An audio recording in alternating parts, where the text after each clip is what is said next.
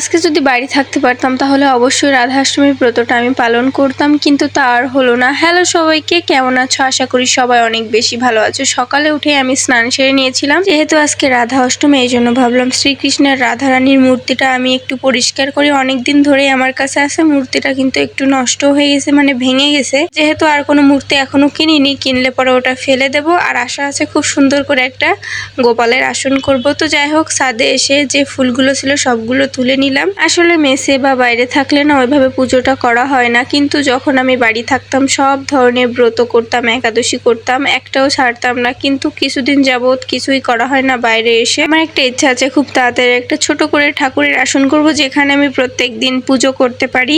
তো যাই হোক, এখানে ফুলগুলো তুলে এনে সুন্দর করে সাজিয়ে দিয়েছিলাম। আসলে বেশি ফুল ছিল না, যতগুলো ছিল সব তুলে এনেছিলাম, আর সাথে একটা ধূপকাঠি জ্বালিয়ে দিয়েছিলাম।